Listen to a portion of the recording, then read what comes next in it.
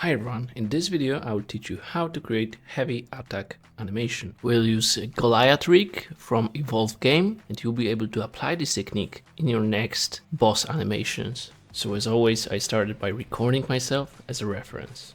Just remember about separating all of this into several stages, so anticipation, strike, hold, and going back to the idle pose. So as you can see, I already imported our rig. Let's switch the arm setup to the global. So right now, let's create our first pose. Make sure to tweak the stance a little bit so the character won't stay in the T pose. Rotate the head, torso, every controller, even just a little bit, because that way you will create this organic feeling.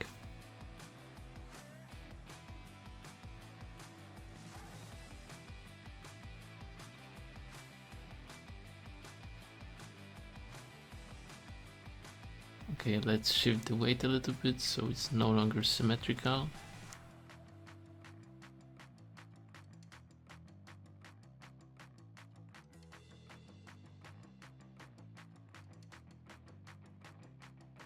And right here we got our first pose, so let's create another one right here, and here this is another extreme around here, okay, when my body is fully stretched. So currently we need to add some movement at the beginning of the animation. I'm constantly comparing what I have on the reference with the range of the movement on my animation. And we can add some shoulder drop to emphasize the feeling of the weight. Let's move slightly shoulders backward. So first the chest is moving and the arms are just overlapping. They have to stay behind. So let's move it also here, like this. Perfect, so right now we can work on the fat pose. Let's move our character forward and lift slightly both feet.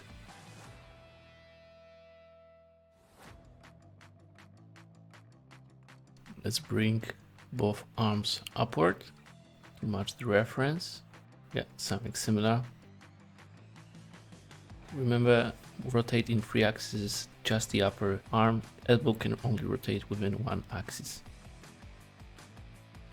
We need to compare to the reference. Looks pretty similar. Let's rotate the chest and move the leg upward. Right, and within this pose, we have to move the arm to match the reference. As you can see, it's a little bit different. Here we need to make sure that the elbow is leading the movement on his left arm.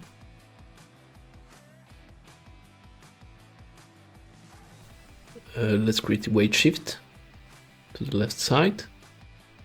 And remember about rotating the shoulders upward when you're lifting the arms.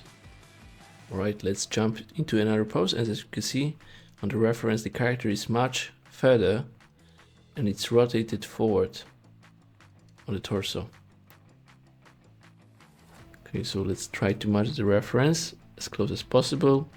Of course, it's gonna be slightly different because I was doing this on my couch and the character has to have a clean contact with the ground.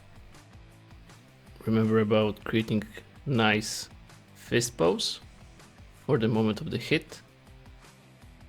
Alright, let's watch it.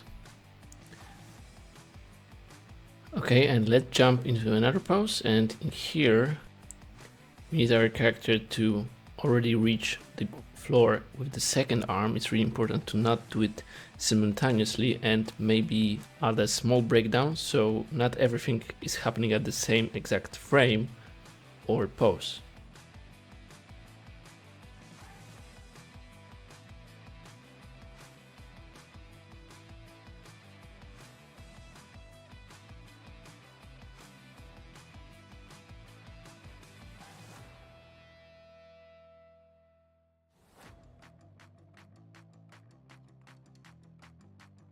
And as you can see, I'm still looking at the reference. It's a really nice indicator point. And for me, right now, for example, it's an information that majority of the movement is happening actually from the rotation of the torso, not by moving hips down. Okay, so the hips have to stay at the same level, but the majority of the work is happening through the torso.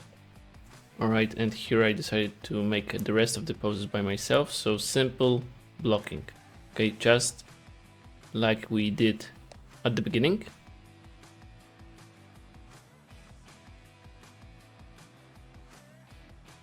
And here in this stage, we will just add more poses, more breakdowns, okay, between poses. So let's go through each of this and let's set up the key in the most crucial moment. So here I'm trying to look for the contact points, the moment when the things are touching the ground or when they are changing the direction of the movement. Or again, you can track the hips and analyze when there is a lowest or the highest point of the hips. So this is a nice technique to just move on to the splining. Keep in mind I'm still animating every element at the same exact frame, so I'm not getting lost in the process. And my goal is to have approximately pose every 3 frames. Okay, so in that case we won't let Maya do too much work for us. So this stage is not super complicated, it's not super creative, because we are just trying to replicate what we've got on the reference. If we are able to copy the movement from the reference, I will be pretty confident about this work. Okay, the next stage will be adding stylization and so on. Right, so right now we need to make sure that the foot has proper contact with the ground.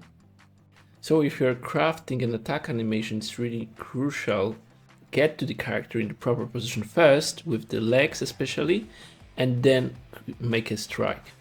This will give this feeling of the anticipation and communication to the player, so they can actually avoid an attack. In this section, as you can see, we need to put him much lower to have a proper contact with the floor. So as I mentioned previously, I'm using mostly the hips rotation.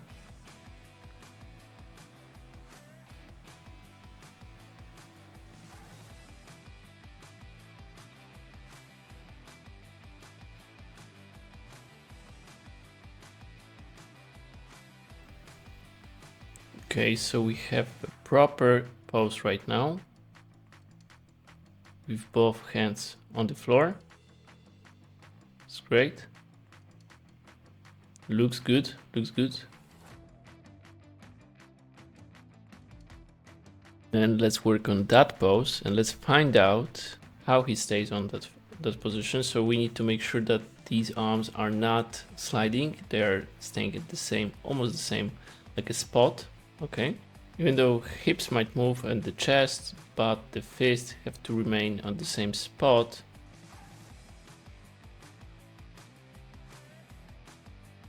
Overall, it works pretty well so far, and let's work on how he goes back to the idle pose. So here I want to make sure that it's not symmetrical, that one side is leading the movement slightly. So try to lead with the either left or right elbow, okay?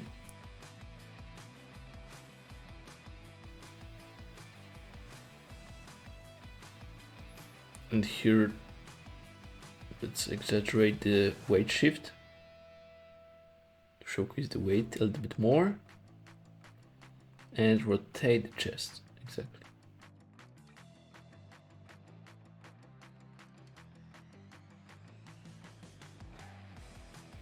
Okay, I think we have a nice fundamentals, and right now we can just proceed and retime our animation to make sure that the strike feels a little bit more dynamic. So let's squeeze this part.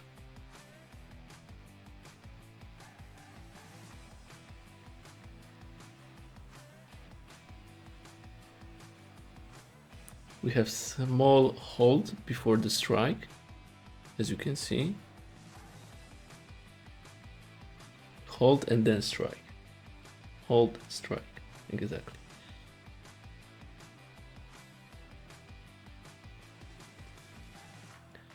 And then we can maybe make this animation slightly shorter.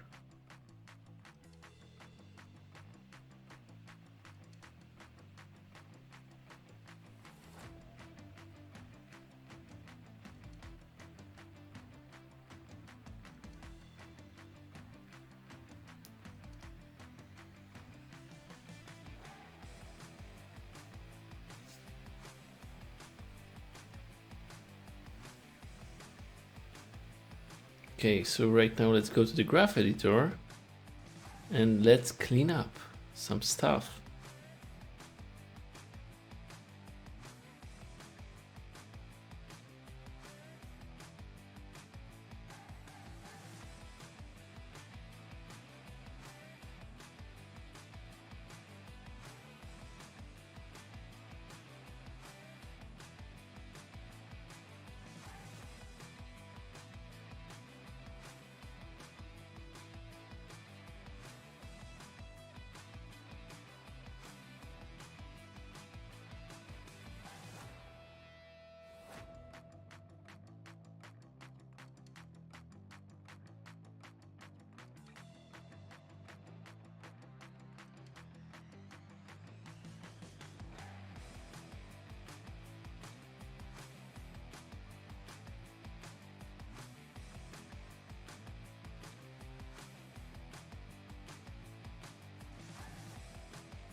And here just make sure to avoid flat lines like we had a second ago.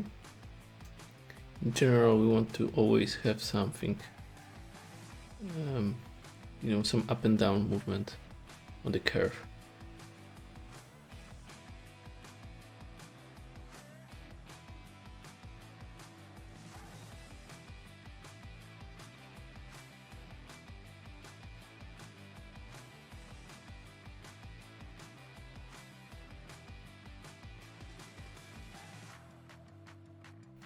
So for example, here we had this flat moment on the curve and we just got rid of it.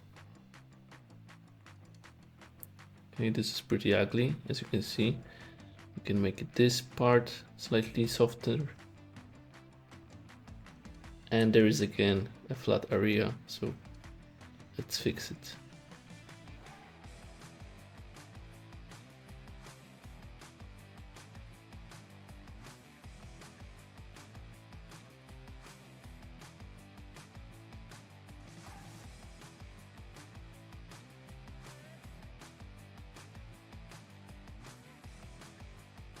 So let's select the torso and let's clean up the curves here. So select the translation, scale, and let's delete that because we don't need them. And here we are. As you can see, I'm selecting both controllers simultaneously, both torso controllers at the same time, and I'm cleaning them to make sure that all of them have the same curve, okay, that they are not fighting with each other, contradictory moving. And the big success here is that they already look pretty similar to each other. Otherwise it would be a pure nightmare to clean up. I was moving them, I was animating them at the same direction at the same moment, so the movement is almost identical. I was moving them, I was animating them at the same direction at the same moment, so the movement is almost identical. Okay, as you can see, we have a nice result, so feel free to do the same with the rest of the controllers. Okay, and let's jump into splining part 2. So in this section, I already used a plugin to create a proxy rig from my complex character. It enables me to simplify character into several sections, and then I can focus on certain part of the body and just animate, for example, legs. And don't worry, I will add a link to the script in the description of this video. So let's jump into leg animation. Let's create some better balance here. Even more.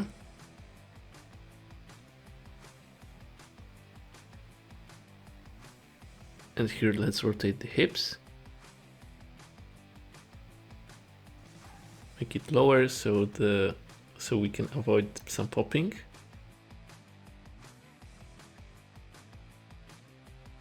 So you can either avoid popping through lowering the hips or by lifting the legs.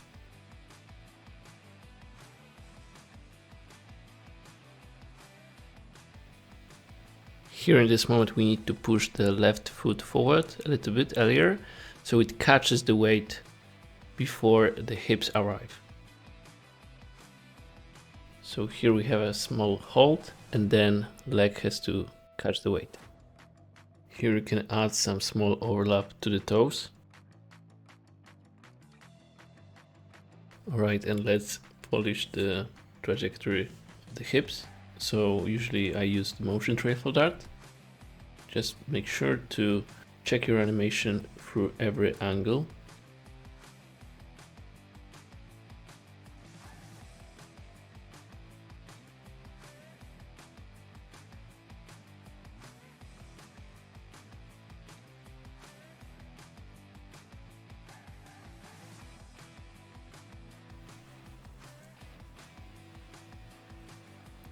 Okay, and let's work on the knees.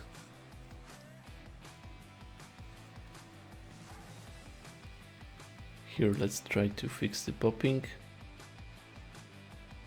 And one of the best way to showcase the weight is to move the knees outside, okay, so under the pressure. So here, we just need to push it even more, and then we can add some vibration on top of that, okay, during the landing phase. Let's move on to the toes. And right here you can see that we need to add some overlapping action. And here, just before reaching the ground, we need to move it upward.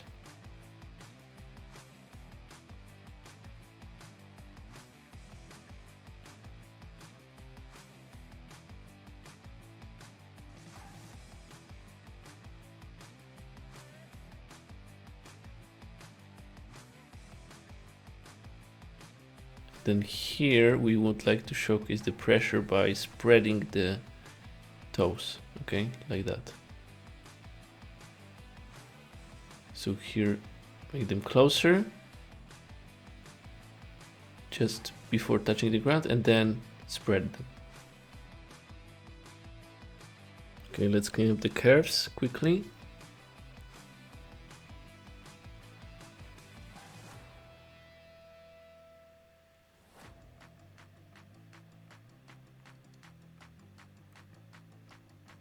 As always, we're gonna use motion trail to clean up the movement.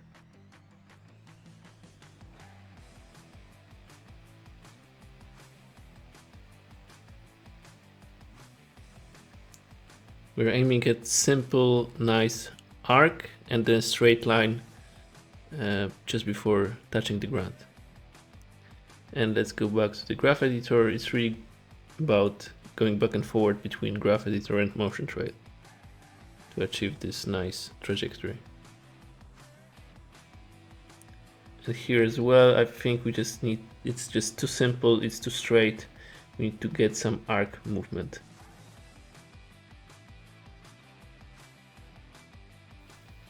Right, looks pretty solid. Let's move on to the torso. Right, so my main mission here is to add some more weight, feeling of the weight. So how to achieve that is by adding some small overlaps, I think. So here, for example, we need to keep the body, the torso a little bit more backward, okay, so it doesn't look off balance. And once it strikes, we can bend it forward. And really important to keep in mind, just try to avoid rotating only within one axis, okay? We need to add this small roll movement like I'm doing right here. And in this moment, I'm trying to achieve the nice curve, nice arc on the top of the chest. And as you can see, it works.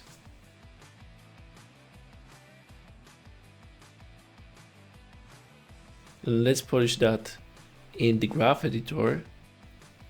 And as you can see, one more time, I'm selecting both controllers for the torso. and I'm trying to smooth the curves simultaneously. In that case, everything is clean, there is no counter animation between the controllers, and the movement will be super smooth.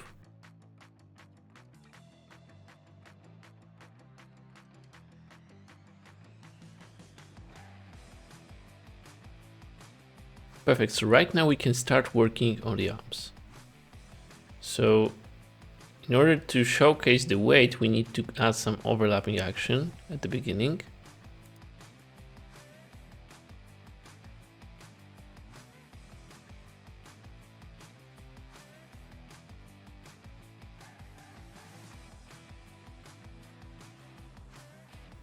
Make sure that the arm is dragged behind the torso, so the torso is leading the movement. Like this. And right here in this moment we want to showcase that the chest is leading and also the elbow is moving first and the fist is at the end.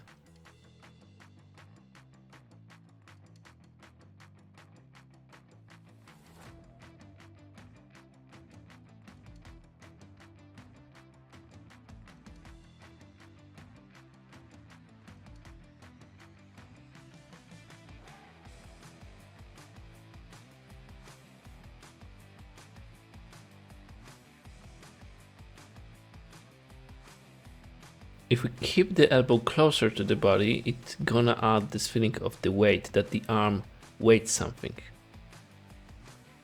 Rather than just, having this outside.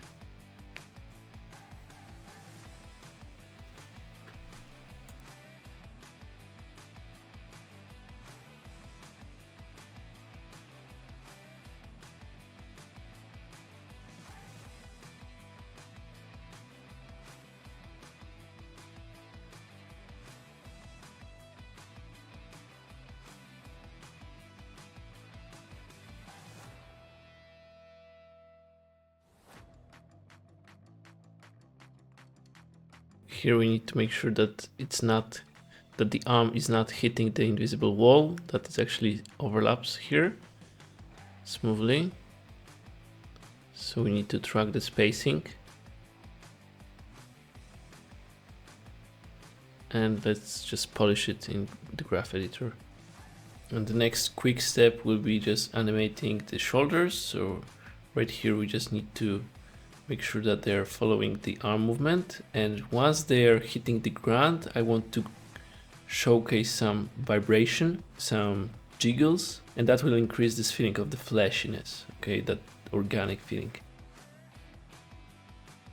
Right, so as you can see, our animation looks pretty solid. The only problem is that we have currently still F key arms. It causes some sliding, okay, once they are touching the ground, so we need to bake it to the locators and then switch it to the I key. So right now I will show you how to do it manually. If you don't have a plugin, just create a locator for each arm controller, constrain it, and then bake the animation of the constrained locators. That should save your animation on the workspace. So right now we can do the reverse and we can create I key controllers and just glue them to these locators. Okay, so your F key animation is already saved there and we can just import it to the other controllers. And you don't have to put it to entire animation, you can just select the proper range and make a switch exactly when you need it. So as you can see, after switch we got a small artifacts. So we just need to reorient it quickly.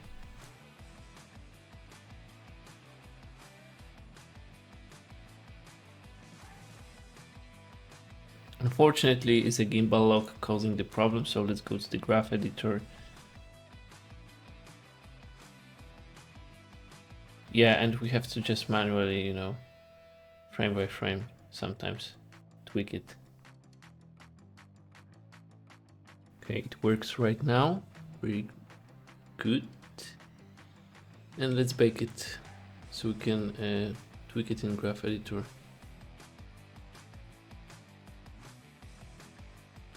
So yeah, let's get rid of that kind of things.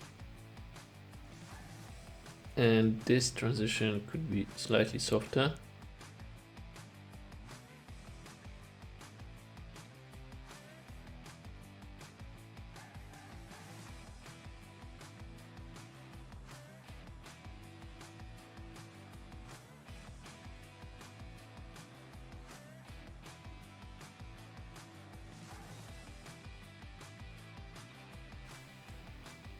Let's start the head animation. So I will try to overlap the head right now and add some additional rotation here.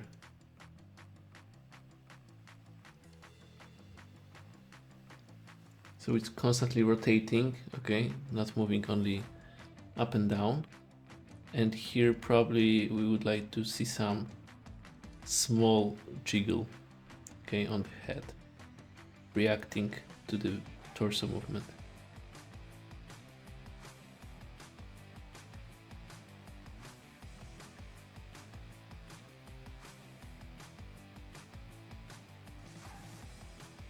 Okay, here small overlap. So body moves up. We need to reverse the motion with the head. And yeah, remember about checking your animation from each angle. So here we also want to have the overlap from this side. Okay, body is moving to the right, so the head has to rotate to the left. Even lower. I think here we can lift it already. Yeah. Especially that later body will go down slightly. So around here, as you can see, the hips are going down.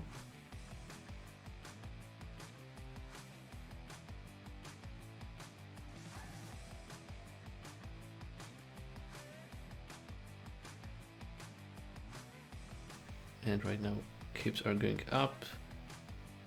So we're doing the opposite exactly. And then going back to the idle pose. Okay, and the next step will be just clean up the curves as always.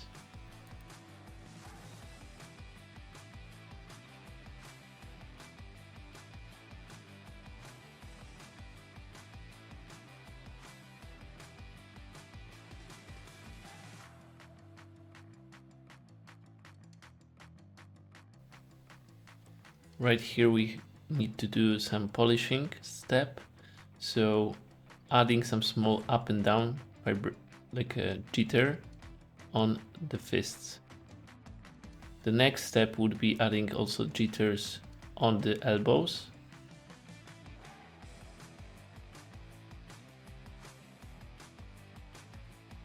And as you can see, it's a huge difference. I would suggest to add all of the vibration things on the separate layer. It's much cleaner workflow. And in case if you don't like it, you can always decrease it with the weight parameter on the layer. Let's add a small head shake.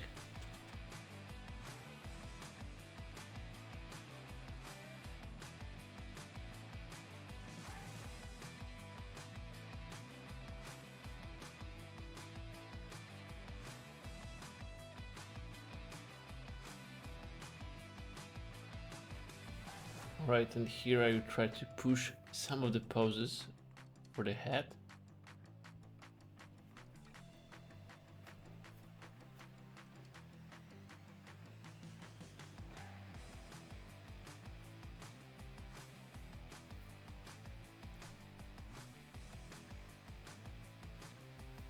Make it more dramatic.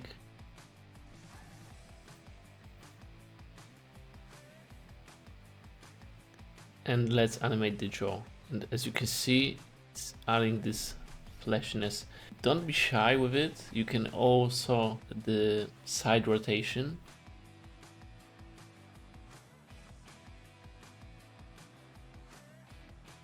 Yeah, so my rule of thumb is just try to overlap the motion of the head.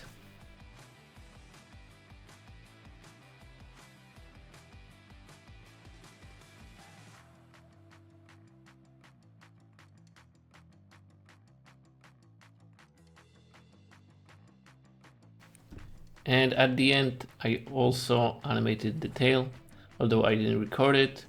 But yeah, you can do it similar to this one, or it can be more smooth, overlappy, but stiffer tails tend to be more realistic. And that's how it looks finalized with the camera movement. So hopefully you learned something new from this video, hopefully you like it, and see you in another episode.